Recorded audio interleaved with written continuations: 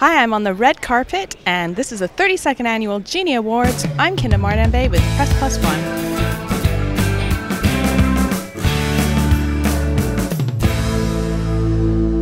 I loved The Whistleblower. I thought that was a phenomenal film. So I wanted to see how you came to find it. Well, actually, I'm Ukrainian Canadian, and this was an issue that the community was talking very much about. And I'd read a book by a journalist called Victor Malaric, and sort of giving a big overview of what was happening. And I sent the book to Christina, who we went to McGill together, and she said, well, nobody wants to watch women get raped for 2 hours, so find a way in. And so I did a little bit more research, and we found this incredible character, found her email address on the internet, wrote her a letter, and then we flew over there, and she gave us her life rights for $100, and 17 years later we made the film. Wow, is that all it took? Yeah. Is that, as a producer, was that a very big challenge then? It was a challenge. It was like a difficult subject matter, but we had a lot of interest from the beginning because the story was so compelling, and I think Larissa's way in was really unique and fresh, and so I'm not surprised that we made it. It just took some time. I was so pleased to see that Rachel Weisz was nominated, because towards the end, where she's that big scene that she has to pull off, I was like, that's the best I've ever seen her. She must have been really threw herself into that story. Oh, she was. I mean, you know, it was such everyone from crew and cast took massive pay cuts to do the movie because they wanted to, and there was just no room for any kind of prima donna moments, I think. And she set an example for everyone. You know, we all wanted to be there, and she was a great leader. She's no slouch. First of all, do these award ceremonies make you a little nervous? Yeah, a little. I wouldn't say a lot, but a little. You have 13 nominations. Yeah, well, not me, but it's the film, and I'm very excited for the cast and crew members. Very proud of them, and I saw them work. Gave themselves so much to make this film, a film that celebrates cinema, music, and love.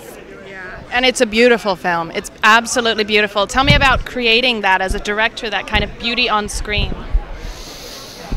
Well, was it all in the script, or? Most of it, but it's happening also on the set. I love working with music. The people I worked with also, and we worked. You know, it's fun. It has to be fun, although there's always pressure, and sometimes it's hard.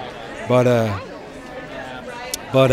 yeah, we were on a mission to try to make these two stories work together, even though the link is not that obvious. It's a spiritual link in a way, and but it was greatest experience ever so far, in a sense. Well, best of luck tonight. It was nice to see you again. Thanks. Bye. Kinda from Press Plus One. Hi, I'm Kinda from Press Plus One. Hello. Hi. Every filmmaker I ask, who is your influence? It's you. Oh, well, that's sweet. Yeah, I get a little bit traumatized if somebody says somebody else, but they don't really. You have a huge influence on a younger generation. Part of it is that I'm old, although I swear I don't feel old. That's not the only requirement. But, yeah, it's the consistency, you know, and really, in a way, there's some truth in that. I mean, I'm joking, but there's some truth in it, is to have a long enough career that you can show what you can do, that you can evolve and develop. And unfortunately, you know, there are a lot of good filmmakers who make a couple of films, show a lot of promise, and then for some reason they disappear. You know, they can't. I started out in the '60s with a lot of young filmmakers making underground films, and some of them were very good, and none of them is around today making movies. So. I think that counts for a lot, and if there's anything that I would want to, as a legacy for other Canadian filmmakers, is to have a long career. You know, you've got to slug it out. Every year it's a different struggle because the economics of the world change, the economics of the film business change, but to just have that tenacity to keep going. This is a lie. I saw Oliver Sherman, and I loved Oliver Sherman. Such a good movie. Yeah, I mean, honestly, really. And it talked a lot. Obviously, a big theme of the story is about our vets coming home and having to mentally deal with this history that they have. Can you tell? I want everybody to see about this film. So can you tell us a little bit about the film and kind of the texture of it?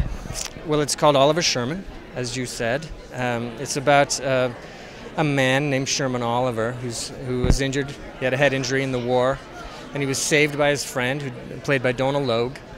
And some years later, he comes to find him.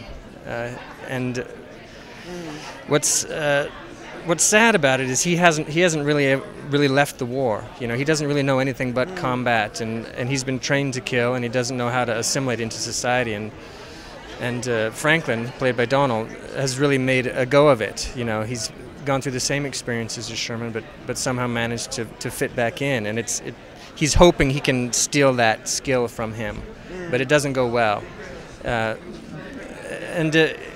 What I liked about it, and what Ryan tried to do, was make it not site-specific. You know, this could be any soldier. It could be any soldier in any war, from anywhere. Just trying to fit back in after he's, you know, and he finds, sadly, no place for himself in the world anymore. And I don't know that we're trying to send a big message. You know, certainly people will draw their own conclusions about it.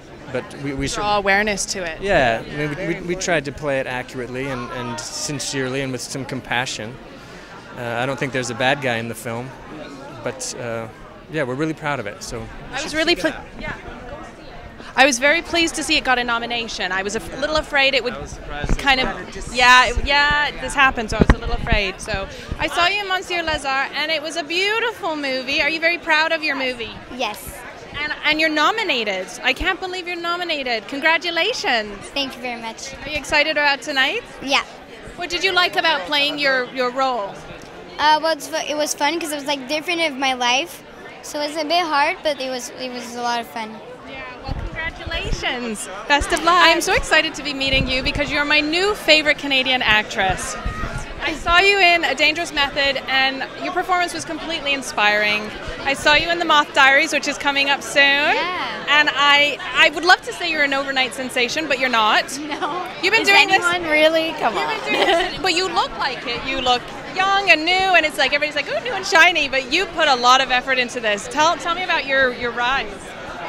Well, yeah, I mean, I feel like a career is not. A career is a journey, so I feel like I've been working in the arts and training in the arts ever since I was a kid, and training in the arts has always been something that's very important to me and something that I focus on. And I've always been in school. I study film. I study cinema studies at the University of Toronto, and I'm still there trying to finish my degree part-time. So yeah, I mean, I think I'm just on this journey, and this is where I am right now, and it's pretty great. No kidding. David Cronenberg has the most uncanny ability to pick incredible actresses who are very famous. And I know you're coming up for Cosmopolis. You wrapped filming on that, and it'll be coming out in the fall, I think, or soon enough anyway. Give me a little bit of a scoop about that movie? Yeah, I mean, I think it's a very timely film because of everything that's happening with Occupy Wall Street and Occupy Toronto, and so it's a film essentially about finance, currency, and capitalism. And I think the way that David shot the film, I just had the privilege of screening it. It has a lot to do with the capitalism of filmmaking in terms of its approach and aesthetics. So I think it'll do really well on the festival circuit. Yeah. Hi, I'm Kinda Mardambe from Press Plus One. So I watched Café de Flore, and I watched it on the train the last half hour, and I sobbed in public. It was so beautiful. Your performance was so complex. Tell me, was it very hard to get into that space, and that, I mean, because you were very sad about something, but you didn't know what you were sad about. Tell me about that. It was not difficult. The people think that it's difficult to go on that emotion and to be so fragile and everything.